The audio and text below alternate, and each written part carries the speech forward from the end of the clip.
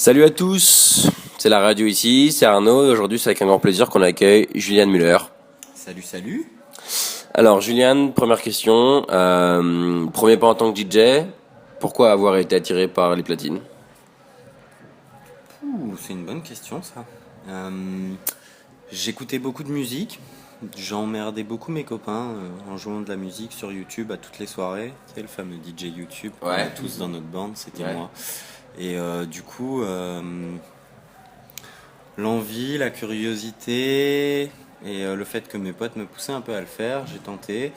Au début, c'était simplement par plaisir. Et c'est en arrivant à Berlin que ça a commencé à devenir un peu plus sérieux. Un peu plus sérieux, ouais. Ouais. D'accord. Alors, pour les auditeurs, donc tu es originaire de Strasbourg, mais tu t'es expatrié à Berlin Ouais, il y a 3 ans. il y a 3 ans, d'accord. Donc pourquoi? Parce que la scène biennoise elle est plus propice finalement à la création sur le plan musical. Beaucoup, oui. À la base, j'étais parti en vacances un mois et je suis resté là-bas. Ça a Je été suis le jamais voyage reparti. de déclic quoi. Ouais, je suis allé là-bas, j'ai entendu du bon son, j'ai vu des gens assez ouverts qui ne jugeaient pas, des prix moins chers qu'en France, pas mal quand même de diversité. Ouais. Donc je me suis dit, allez, roule, on essaye. Et après, ouais, niveau son et art, t'as une grosse source d'inspiration à prendre là-bas quand même. C'est vraiment la capitale européenne de la création finalement, sur une certaine manière. Sur le plan artistique en tout cas. Sur le plan artistique, ouais, ça l'est toujours. Ça redescend un peu parce qu'il y a d'autres villes qui montent, hein, mais ça reste quand même Une référence. une grosse référence. Ouais. Est-ce que tu pourrais nous dire quelques mots pour le coup sur cette fameuse boîte dans laquelle tu as eu la chance de te produire plusieurs fois, le Trésor? Ouais, clairement, je pourrais en parler pendant des heures. J'imagine que pour ceux qui connaissent pas, c'était le premier club qui a ouvert à Berlin. Donc du coup, ça va faire depuis les années 90 que c'est là. Et c'est exactement ce qui pour moi représente l'univers de la techno en termes de club, parce que t'as deux dance floors, t'en as pour tous les goûts, t'as de la house, t'as de la techno, mais c'est surtout sur leurs règles, leurs attentes au niveau du public, qui sont beaucoup plus ouverts que les autres clubs, qui se referment, qui sont beaucoup plus élitistes.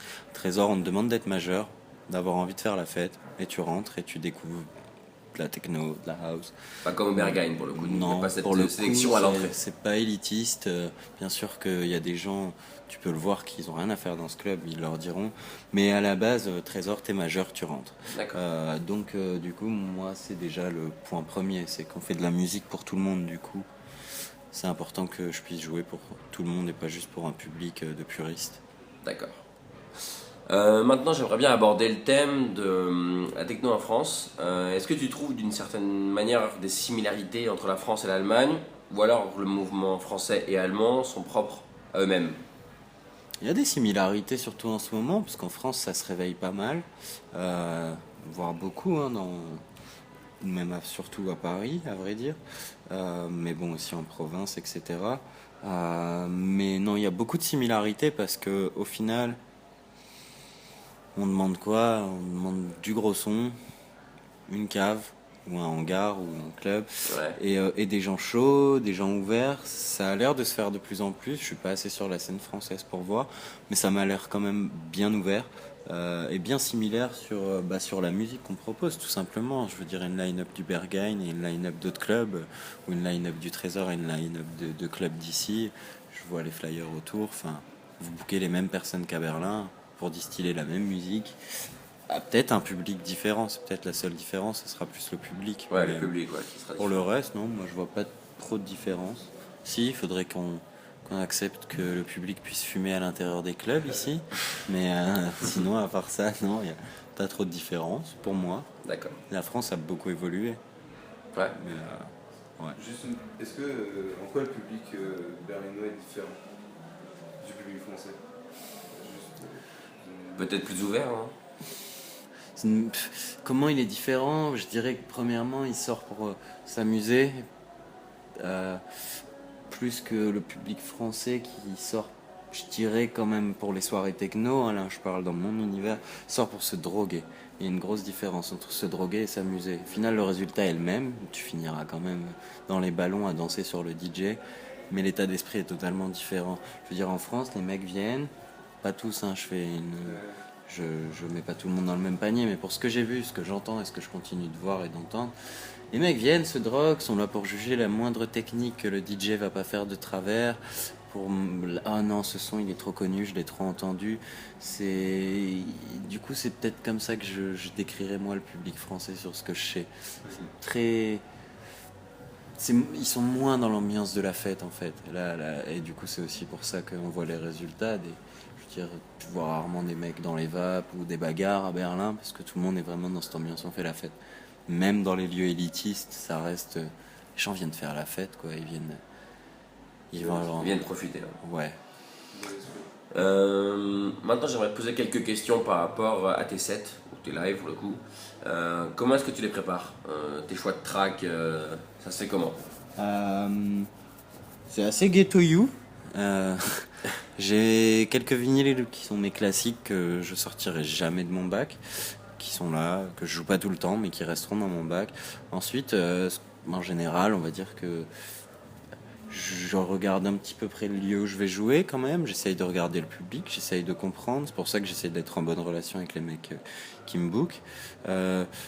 Pour essayer quand même, je dirais pas que j'adapte parce que je distille quand même toujours ma musique, mais essayer de me coller un peu et de pouvoir avoir un point de départ qui se rapproche plus du club ou du public pour lequel je vais jouer pour arriver à mon son. Je veux dire, en général, on finira toujours sur ce que je veux jouer et ce que je joue dans d'autres clubs. Mais il y a ce moment où chez moi, je vais aller travailler. Par exemple, pour vous, je savais que c'était une soirée étudiant. Je savais que pour moi, de mes connaissances, les soirées étudiants en France étaient beaucoup moins techno et tout. Je me trompe, hein, je vois que les gens sont chauds.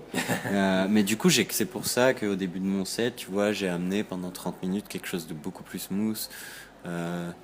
Parce que je voulais garder les gens en fait, pas les faire fuir direct, on arrive, on rentre dedans. Les faire adhérer. Ouais. C'est ça, donc c'est un peu le seul moment où je travaille mes sets et après c'est ce que je te dis, après je fais dans la collection de mon coloc et moi et au hasard je prends des trucs et Okay.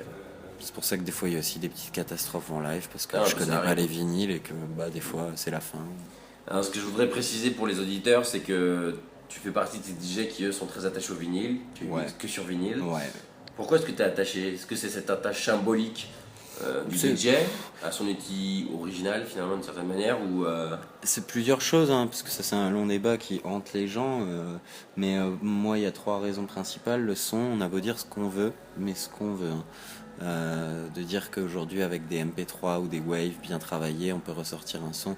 Et pourquoi c'est sur format comme ça, il y a de la compression, il y a des fréquences qui sont obligées d'être coupées. Alors j'entends des discours de grands artistes dont je respecte et que je joue des vinyles mais qui racontent de la merde.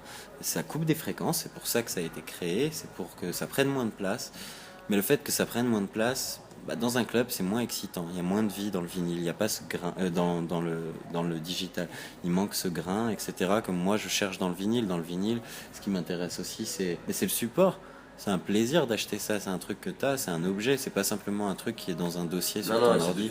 C'est un objet. Tu as une pochette. Tu reconnais à la pochette. T'essayes de faire attention de ne pas le rayer parce que ça te ferait chier, parce qu'il coûte peut-être cher ou pas, parce que tu le retrouveras pas. Il y a ce côté excitant de choper des trucs qui n'existent plus ou être dans les premiers à acheter un vinyle avant qu'il soit fini. Enfin, il y a tout. Il y a encore ce côté vraiment vivant, moi je trouve, à l'inverse du MP3 où c'est du téléchargement de masse et puis c'est fini. Donc ça, et puis après, principalement... le fait que pour moi, mais ça c'est mon avis personnel et je critique pas, il y a des DJ qui vont jouer avec beaucoup d'effets, de trucs et qui vont te sortir des trucs super avec ça et je respecte, mais c'est pas ce que j'aime. Ce que j'aime c'est la pureté, c'est un son, l'autre, un son, l'autre, un son, l'autre. Classique, mais ça marche. Enfin, je veux pas de chichi, c'est ça. Peut-être que plus tard j'en ferai plus, je me permettrai d'en brancher une 3e ou de scratcher, mais pour l'instant ce qui m'intéresse c'est de jouer un son après l'autre, m'amuser à fond et envoyer quelque chose de justement, je peux pas me permettre de faire beaucoup d'effets et tout parce que les sons, enfin tu l'as entendu, il se passe beaucoup de choses dedans. Si maintenant j'en rajoutais une couche, enfin je triture les oreilles des gens. Mais on le comprend et ça a marché en tout cas ce soir. Ouais, ça a l'air. Est-ce que tu auras un coup de cœur du moment, un son ou un label à conseiller aux gens qui t'a dernièrement impressionné? Alors, En nouveau label, qui est sorti il n'y a pas longtemps. Tu me poses une bonne colle, je suis en train de réfléchir. Ou en collectif. Ou un- Nosvez.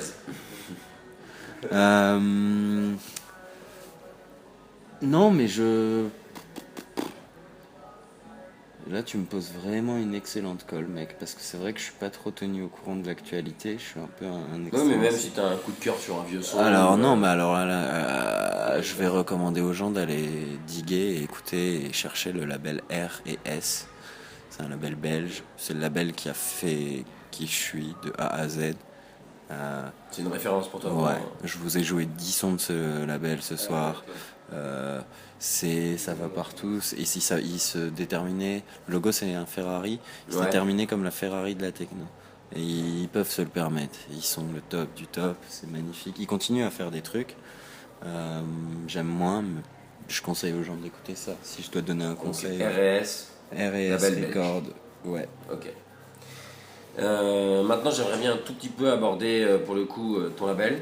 Tu fais partie du label initial. Ouais, c'est mon label. Première question, pourquoi avoir choisi ce label? On l'a créé parce que Créé, oui. à la base initiale, on l'a lancé pour faire des événements. Ça m'a pas excité plus que ça. J'avais pas d'argent pour faire un vinyle, tout simplement. C'était l'idée quand même de base, hein, de finir sur des vinyles. Entre-temps, j'ai eu de la chance de trouver quelqu'un qui était prêt à mettre un peu d'argent dans le label. Donc le label, c'était une évidence pour moi. Ça va le devenir plus parce que je suis fier de ce qu'on a fait, je suis content des sons que j'ai mis dessus, c'est très bien et j'adore et je suis super content que les artistes m'aient suivi parce qu'il y a de très bons artistes. Maintenant le label va prendre une autre orientation. Une autre dimension. Ouais, on va rentrer dans ce que nous on veut. Maintenant on s'est servi des 2 premières releases pour se faire connaître, pour mettre des noms un peu établis avec des sons un peu plus communs si je puis dire, sans vouloir sonner mauvais, même s'ils sont vraiment cool. Maintenant, le 3e et les suivants, on va essayer de prendre une orientation de sortir de ce qui se fait en ce moment, vraiment. Et ça veut pas dire aller dans l'expérimental ou des trucs dark. À l'inverse, on veut retrouver un peu ce qui se passait à l'époque, de la mélodie, du beat, que ça groove.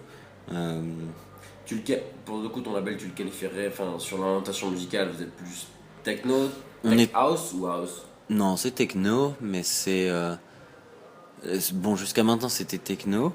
Maintenant ça va s'orienter en Detroit, Chicago techno, donc beaucoup plus mélodique, beaucoup plus gangsta, beaucoup plus féminin si je puis dire. J'en ai marre de donner de la froideur et puis il y a assez de labels pour ça. Si on a créé le label, c'était pour donner ce que les gens ont pas. Donc il y a assez de labels. Différencier. Ouais. Il y a assez de labels qui peuvent te proposer de la grosse techno pour tes oreilles, du boom boom boom boom. On va sortir de ça. D'accord. Des prochaines sorties Ouais. par rapport au label? Ouais, déjà la prochaine est prête. On va l'envoyer en presse en mai. Elle va sortir juillet. Voire avant, avec un peu de chance, hein, si tout roule plus vite. Un full EP d'un artiste italien qui a aussi son label, qui est juste magnifique. Mélodique. 4 tracks totalement différentes pour le coup. Rien Donc, il y a tout ce qu'il faut. Ouais. Moi, j'aimerais terminer par une dernière question. Est-ce qu'on va bientôt voir une track ou un EP signé Julian Müller pour le coup? Pas pour l'instant. Pas prêt encore? Je pourrais être prêt, j'ai des sons prêts, mais ça m'intéresse pas. Justement, étant boss de mon propre label, le jour où je vais sortir un son, que ce soit sur mon label ou sur un autre, il faut qu'il soit meilleur que tous les autres sons. C'est ma fierté artistique, j'en sais rien, mais je peux pas sortir un truc où j'en suis pas mais 3000% satisfait, et c'est pas le cas. C'est pas le cas parce que tous les jours je change un petit peu dans ma tête, parce que mes sons je les retouche beaucoup, et parce que j'ai pas envie de rentrer dans ce processus sérieux avec la musique en fait. Ça reste pour toi une passion. Je veux que ça reste une passion. Je veux en faire aussi un travail dans un sens, comme je le fais déjà maintenant, mais je veux garder un pied en dehors parce que me rentrer dans un processus, par exemple, de production, d'être devant un ordi pendant 8 heures dans ta journée pour toucher le même son, pour voir exactement la bonne fréquence, C'est pas pour toi. ça m'excite pas. J'en perds la passion de la musique en fait. Je comprends bien. Donc voilà. Pas Ouais, pour bon. l'instant, mais ça risque d'arriver l'année prochaine, hein. C'est la suite logique des choses. Bon, on attend ça avec impatience. Bah c'est cool mec. Merci pour tout encore. Bah, merci beaucoup, Julien Muller. C'était Arnaud sur la radio. Bonne soirée.